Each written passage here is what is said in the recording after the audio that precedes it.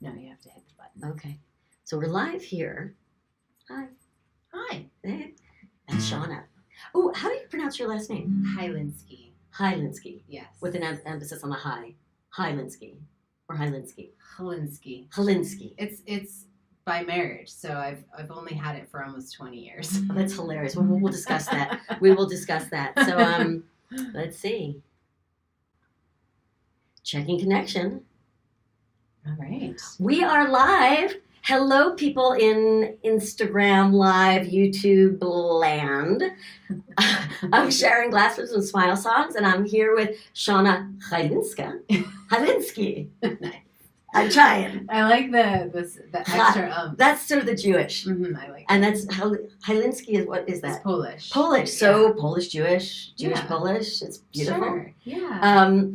A dynamic creator in many ways that you're going to find out in today's little chat on our tiny bathroom concert here in our tiny bathroom. And I wrote a theme song for us today. Theme song. Woo! All right. It's going like this. Enjoy the show about positively creative people created by an introvert. It's a tiny, tiny, tiny, tiny, tiny bathroom concert.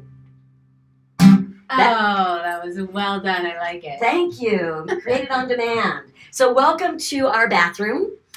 We are very excited to be talking about a lot of things. Shauna and I live in the same town here in Colorado, and I've been admiring you from afar. And your ways of doing things, which is excited me to invite you. Yeah, I'm really happy to be here. Thanks for the invite into your bathroom. Hey, what do you think about it? Is it looking great? It's lovely. It's everything I hoped and more. Oh, that's so exciting. And it's technically not small. It's just narrow in the space that we're recording. Yeah, but I like it. The intimacy of the space is very pretty unique. Like, you and me, babe. Yeah. So for our viewers today and forevermore, I was thinking of the best way to describe you, and I sort of felt like it was a mind-body entrepreneur. Oh. But I don't know. Who are you? Oh, how much time do we have? Oh, I don't know. So many layers. You know, I feel like as I've gotten up in years that my identity becomes much more fluid than it ever was when I was younger. So I started off as a dancer. And so I was like Shauna the dancer, like it was part of my name. And everyone knew me in that capacity. And that was like what I did. I did it all the time. I was dancing, since I was 5. And then I went to university for dance. And it was really a continuation. It was really what I felt was my strength, my life path. And then things started to kind of shift when I realized I was edging closer towards adulthood and actually supporting myself and going out into the performance world and making a living at that. And I started to really question if that was the right path for me.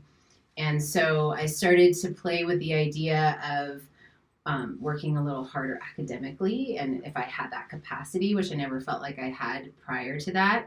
And I learned that I was actually smarter than I thought I was, which was really exciting. Like, yay! And so I continuously kind of pushed the edges of my comfort zone boundary to start to explore the world a little bit more in the healing arts. So I started to kind of go more traditional physical therapy and thought maybe that was the road I wanted to go to. And I moved to New York City and lived there, worked as a physical therapy assistant. And I was like, yes, this is starting to like feel good in what I want to pursue. And that ended up taking me down the road of becoming a massage therapist, which brought me out to Colorado. So it was sort of this interesting evolution. And since I kind of left the idea of Shauna the dancer, it really has been much easier to adopt all sorts of different beings within me and strengths and interests that it doesn't feel like I feel so boxed in after that. Interesting. And so do you feel that you bring your dance training into the things that you're doing now? What elements of that? Yeah, I feel like it really is a common thread. It's something I do for fun, and I don't make it my job anymore, which is really great. And I feel like the love of movement and the quality in which I move has changed, but there's still something there and very fundamental in how I teach and share yoga and the flow of movement in the body and the connection. When I started practicing yoga, it was back in 99 and 2000, and when I really started to embrace it. And I felt like at that time I was still dancing semi-professionally, and I felt like I uncovered a whole new layer of awareness in my body and how it translated into dance at that time. And so I feel like it has done the reverse as well. You know, dance continues to inform my experience of my own body, and then how I share that experience with others through yoga and meditation and all the things that I do in that realm as well. Interesting. And now there's a climbing aspect. Right. So we're going dance, massage therapy, yoga, teaching yoga, incorporating dance, climbing up walls in a gym that you've created with your husband. So take us on that journey. Well, yeah, I mean, climbing is one of these things that has kind of been in the periphery of my life for a long time. There was a short period of time where I was very focused on climbing, and I was doing a lot of outdoor climbing. Indoor climbing was never a big interest of mine. It was sort of what I did when I couldn't climb outdoors. But as I traveled through different parts of the world in Asia, and mostly through Asia, I did a lot of climbing, my husband and I together. And I found it to be really fascinating how you could move your body and try to sort of replicate similar movements just as you would do in choreography. You know, so as you're climbing, you kind of create this dance up the wall. And I found it to be really challenging in a different way than how dance was, but I could still pull on and utilize some of the skills that I developed through my body awareness and muscle memory through my years of dance training to inform the experience of climbing.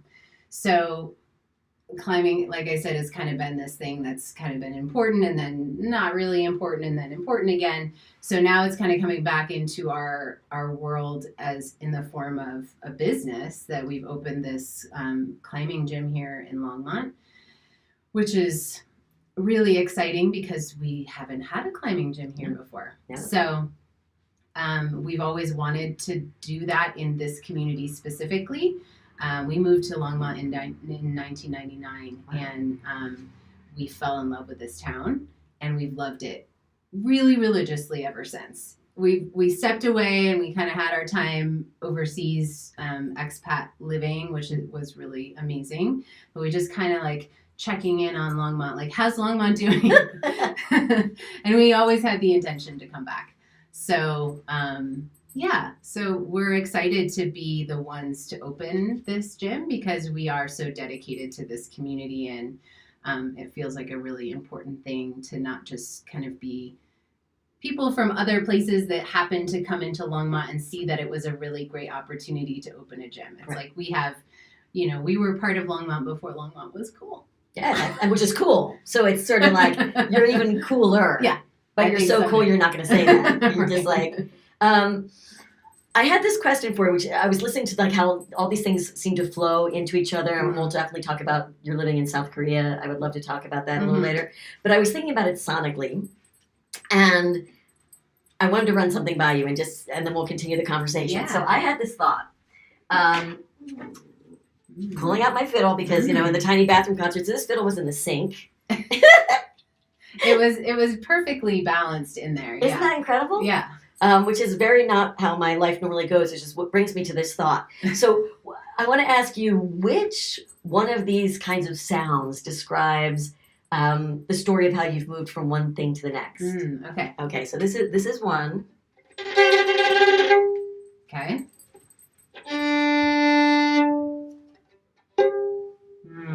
And I'll actually make that in tune for those of you who are listening at home. How about that? So, all right, this is one. And the other one was sort of like...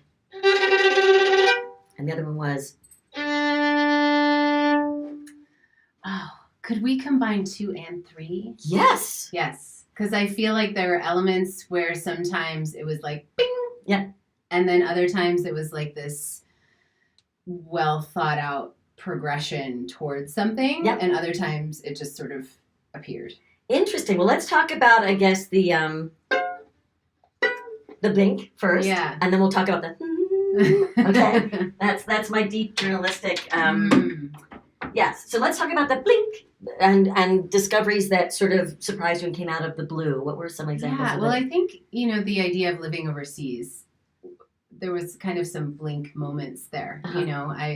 It's something that I always wanted to do since I was young, and but I never knew how that would happen or how it would manifest. Because when we moved out here, we'd just gotten married, and then we bought a house, and then we had dogs, and we both had jobs, and I was building my massage therapy practice, and then we had this like blink moment where we looked at each other, my husband Brian and I, and we said, well, this is great for 10 years from now, but what about all the other things we want to do? Uh-huh. So it was definitely that like aha moment Mm-hmm. where we said, okay, let's go. Mm-hmm. So we sold as much as we could sell. We rented out our house. We got our dogs to a good, safe, temporary home, and we went to Japan.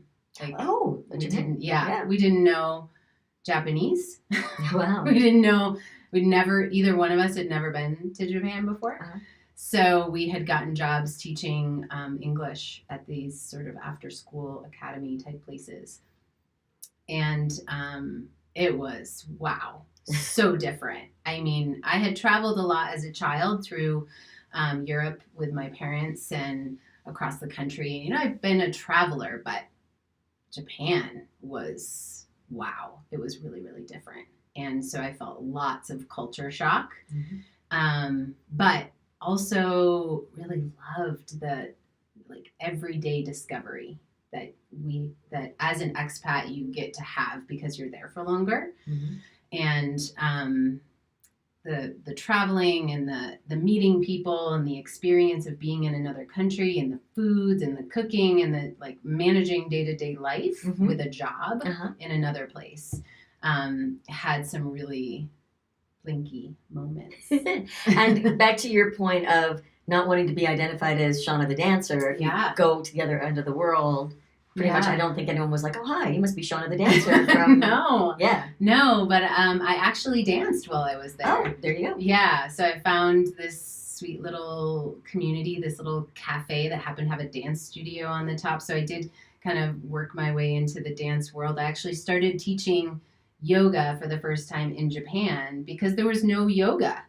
There was nowhere to take class, and I had taken enough that I felt like I could teach some. And so I found this little community center where all of these lovely Japanese women wanted to do some yoga. And so I did some yoga for them, and they gave me some tea and some flowers and said thank you. And so is that like a blink or a that one was like a little bit, kind of a progression. It started off little things, and it just sort of trickled into something more without really trying. Ooh. Which was nice. Yes. There were definitely lots of trying moments while we were there, but there were certain relationships and certain opportunities that just kind of glided into existence. And then, and teaching yoga to this particular group was one of those things. And I just loved it. And I said, yes, this is definitely the path I want to go on. Now I have to learn more about yoga so that I can really teach it. So then I kind of started on my path of learning deeply. So I traveled from there to Thailand and spent time in Laos and spent time in India. And that's where a lot of the foundation of my yoga teaching came from at that time. And then did you come back to Colorado? And yes, after that time, we moved back just briefly. We both knew we had the intention of leaving again because we'd visited South Korea while we were in Japan and really loved it and made some good connections with people. And so we had the intention of coming back and kind of grounding for a short period of time and then leaving again. So we did that for just 1 year. That was 2005 and 2006. Okay. So then we left in early 2006 to to go to South Korea. And were you there for 10 years, or am I just making that up? No, we were there. Wow. Yeah, we were there for 1 year from 2006 and 7. We came back here.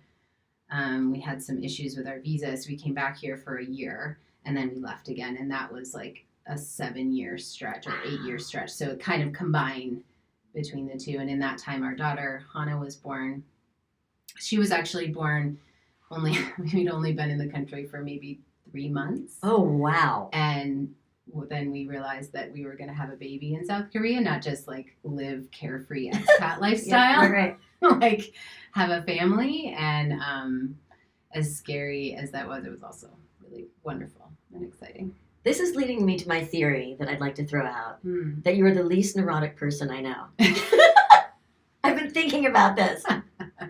And I kind of tried to, hint at it with the little fiddle thing. So my whole like A to B is like, and it seems to me from the outside and hearing this story that your A to B is like, yeah, oh right. So we moved back to South Korea and I was 6 months pregnant. And so we had our child there. We stayed for 7 more years. I mean, is it that chill for you, or are there ever moments of like doubt or stress? Or... Yeah. Oh, yeah. Oh, just checking. I didn't want to put you on a pedestal, although you are much higher on that stool. Higher. You are. Technically, we're about the same height. Yes. So it's just like, we didn't have 2 stools at the same time. And I don't want to. No, we're not going to slouch. But okay, not going to go like this. Yes. But no, all right. So this is good. I mean, I didn't, No, I do. I definitely had moments of doubt. Certainly,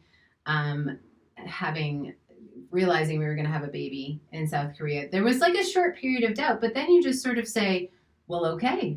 I mean, this is how life is presenting itself. What are we going to leave and have a baby back in the United States? That doesn't seem to make any sense. So let's just do this, And I think my husband and I we've been together since I was 18. Wow. And so we grew up together. And so we've kind of ushered each other in many adventures, and there's a lot of trust between us, and we kind of rally and support each other and say, okay, let's do this adventure, whether it's starting a business or having a child or traveling or buying a house or whatever it might be. There's this sort of inherent trust that we've learned from each other, with each other's strengths, that we can not have to shoulder all of it. But certainly there were times, and I think maybe more so, I felt like the longer that we were in Korea, I was sort of like, I'm ready to go. Like there was this cycle. I was teaching dance, which was really amazing, and I was teaching yoga. And there was a really lovely expat community, and our work was very simple and very well paid. We were very well paid for what we were doing. So on the outside, people are like, why would you ever leave this job? This is 16 weeks of paid vacation and 15-hour work weeks. I mean, it's unbelievable. But there's a certain amount of, what do I want to say? Like grit and determination that my husband and I both have, where we want to create something that's meaningful.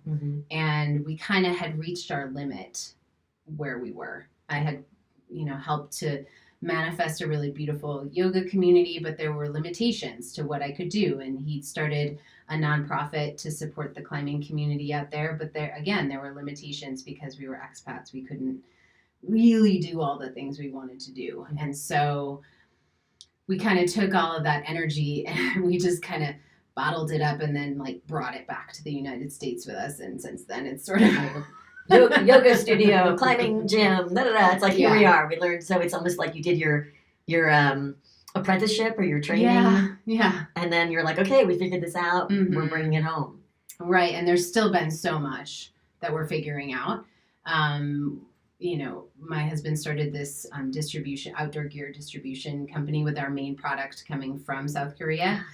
So the climbing shoes called Butora. And so that has been that was kind of the first. That was like our launch. And that still continues to grow and grow. I mean, it's really exciting to see Butora shoes come into the marketplace as they have. We're now the sponsors for the U.S. climbing team. Oh, neat. And so that kind of gives us this sense like, yeah, we've kind of arrived on the scene for that. So that was kind of the first thing. And then Then Shri Studios came in. The yoga studio. The yoga studio. Which was explain that it was in the storage room, I think, right. for the shoes, when the shoes outgrew the storage. So everything sort of, Okay. Yeah, they kind of, we had that whole 3-car garage size for the shoe distribution company. And once there were too many shoes, we had to move. And then we just had this beautiful garage space. And so my husband redid the space so that we could have our studio there. And realizing that hopefully as the space grew and as the community grew, we would grow out of it, which is kind of what's happened next. And we're now in the Longmont Climbing Collective. So the yoga studio is moving into the climbing collective. Yeah. And then fully. Yeah. And then the shoe business has its own warehouse, and now we've actually just expanded more up to Lander, Wyoming. We just moved our entire warehouse up there. It's been most recently just here in Longmont in a bigger space, but we now grew out of that space, so we're moving onward and upward. I sense global domination. So I have a question for you. Non-attachment, which is a common thread in yoga and meditation, and probably not climbing because you want to be significantly attached but flexible. Do you feel that, which comes first, chicken or the egg? Are people with a gift for non-attachment more able to create the way you create, or does creating the way you've created make you embrace non-attachment? I think you have to have a little bit of that sense to even begin down that road, or some awareness that you want that, right? So if the sense of not clinging to something that feels exactly what you want it to be, having the ability to and foresight and hindsight to say, wow, there was something in my life that I thought I really, really wanted, and when I got it, it wasn't actually what I really, really wanted, so I was okay letting it go. And that happened to me very poignantly when I was dancing professionally in Boulder, and that's all I wanted to do my whole life, is be in a dance company, and I got that, and I did it for about 3 years, and then I was like, I don't want to do this anymore, and I thought that I would do this forever and ever as long as I possibly could.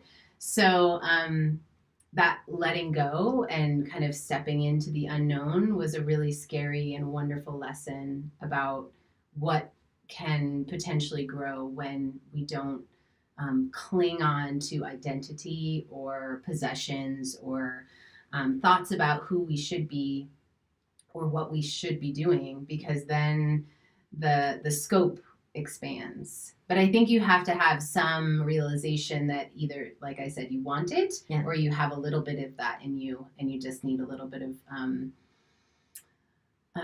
kind of experience with it to see how things can grow. So you feel like once it happens positively, you have a little bit of a roadmap. Yeah. So yeah. Totally. And do you feel that people who come and train with you in yoga or climbing or your past dance students, is there a little bit of that imparted? Because I know certainly in dance, falling is a regular thing. In yoga, sort of being imperfect is definitely a regular thing. Yeah. I haven't done climbing, and you can already sense my fear of heights, because I'm thinking in climbing, if you mess up, you're squished like a bug on the ground, which is probably not true. Not true. Okay, yeah, not true. But is that something that people are learning through? I think so, and I think it is how it's approached. I think my method of teaching dance and teaching yoga and teaching, because I was like working with kids teaching English for a long time. There's this sense of just try. Just try and see what happens, because if you never try, if you never take that first step, then you don't know what possibilities might present themselves in front of you. So I think that if you come from the perspective of being teaching elite athletes or dancers who are going to be top professionals, or yoga in a yoga lineage that demands perfection, then I think that's a different perspective, and I've never been drawn to any of those things. And so I think my own personality lends itself to the feeling of, I'm not perfect at anything that I do, and I've never really demanded myself to be that way. I don't have that sort of attitude towards myself. So I naturally don't really demand that of others. This brings up a really interesting thing. Hold on, because this is the Tiny Bathroom Concert. The Tiny Bedroom is right here, and I want to bring you this book that I just got out of the library that I think really goes very well with this. So just say hi to the people. Hi to the people. Looks There like we we go. have someone, and I'm gonna wave to them. Yeah. Because that looks fun. Okay. Oh, yay. Thank you. Thank you, looks fun, people. Yeah. So are you familiar with this book? I'm sorry if it's Mm, Living Wabi Sabi. I like that. Oh, No, gosh. I'm not familiar with that book. Sorry, there's a little glare. There. So are you familiar with Wabi Sabi? I'm not. Okay, so this rocks. I was on a plane coming home from visiting family out east, and I read that Tina Turner had this on her bedside, Living Wabi Okay. Sabi. Mhm. And Wabi Sabi is, in this book, a Buddhist / Japanese cultural practice of imperfection, of embracing imperfection as a way of living your fullest life. Yeah. And I just heard you talking about that, so I wanted to do a little shout out. I think this book is really great by Taro Gold, Living Wabi Ooh. Sabi. I love that. I know. And it has, I'll just go, library Yeah. book. I love it. My I favorite. love library So I books. love- Can I yeah. smell it? Yes. There's a smell Yes, there is.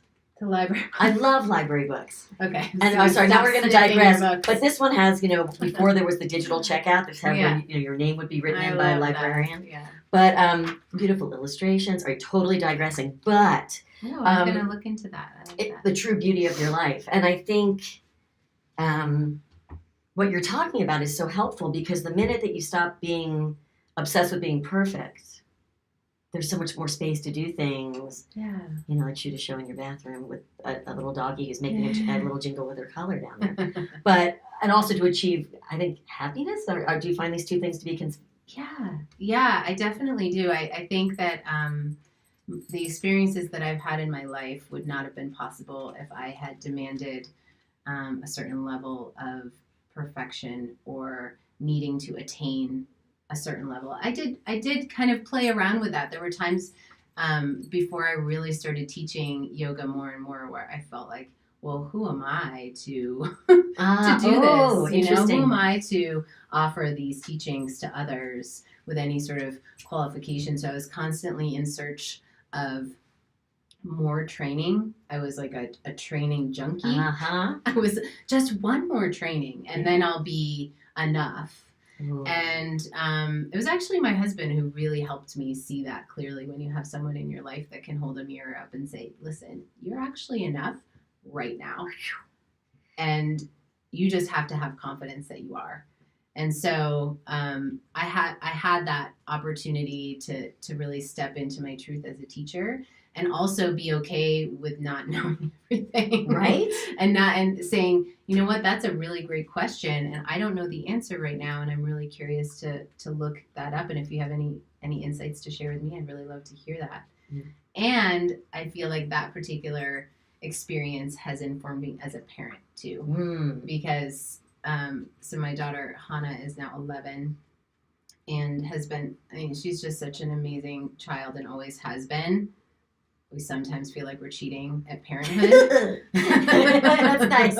That's okay. And so, but we were having this conversation the other night about how sometimes when you become a parent, you feel like you're you rise above your child, right? And you don't know how you have a harder time relating to them when you're at this level and they're down here. And I feel like my husband and I have always Sorry, I was like in that childlike Yes.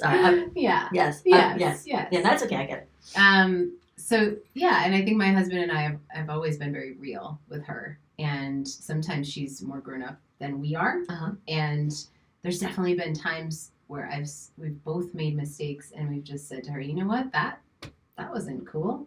I'm sorry I did that. That was a big mess up, and I'm gonna totally own that. What a great modeling of behavior, because I think it's so easy to get trapped in sort of, I know I made a mistake, but I'm going to act like I'm right, or I have to be right, or this is going to be shaming on me in some way. Where you're like, hey, we're all imperfect. I actually saw your daughter. There was a free dance class, the movement class at the studio, and we were all doing our dorkiest sort of free dancing, and your daughter went by with just some ear headphones on, just bopping. And I was like, that kid is cool. Like, she just sort of like, you could see her through by the window. And I was like, immediately, I was like, yeah, she's got it together. She does. She has a deep wisdom in her that she was born with. Wow. And I'm thankful every single day that I get to learn from her. As much as I hope I can help guide her in her quandaries and questions in life, but also trust that she'll find her way. And I feel like as parents, you can kind of like let off a little bit. Sometimes it's like, I have to make every decision right. I have to nail it every single time. And that kind of pressure, it's really daunting as a parent. And I think a lot of my feeling of being able to back off comes from the fact that my kid is really like has a good head on her shoulders, but also our approach maybe has helped with that as well. Yeah. Well, you're getting back to the sort of like least neurotic family I know, and I'll give you a parallel. Another family who shall remain nameless, mine. We were at my nephew's bar mitzvah, and there was this great moment where the rabbi wisely said to my nephew, who had to read this enormous speech in Hebrew and like answer questions at 13, like looking back on my life. I'm like, you're 13. There isn't any back yet. But the rabbi kind of very wisely said, if there's one thing that I can impart to you on this very important day, it is that you are enough.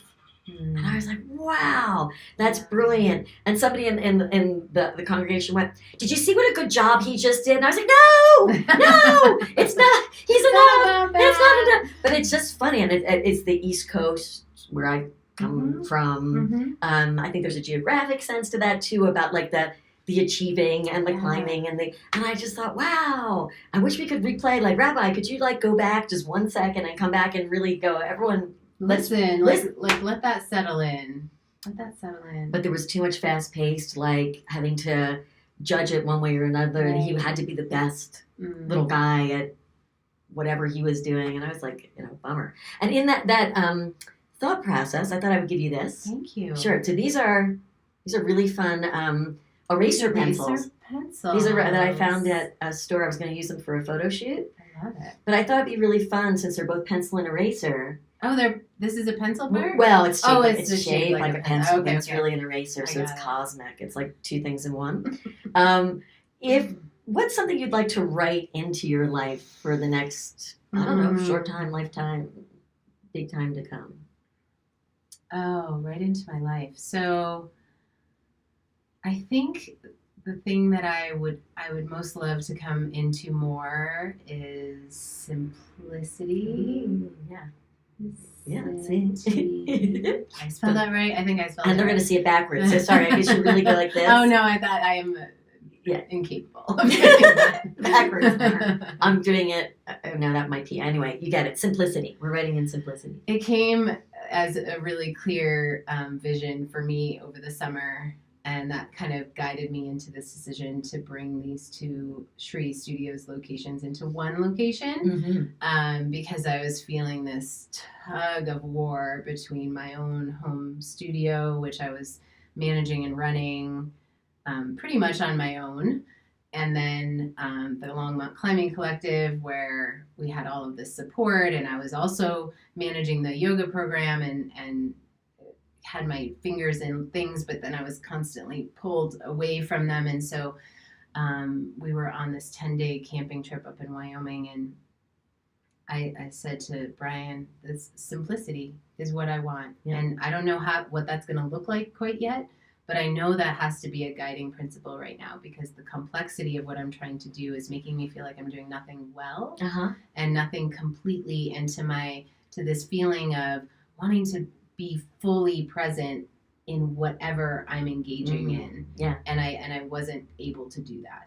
So, and that includes being a mother and, being a wife and being a good friend and a sister and a daughter and all of those other things that are very important to me in my life. So, simplicity is something that I feel is distant for many people. It can be so complex and complicated and busy. I was just going to ask you about that. It's a word, busy. The busy word. Yeah.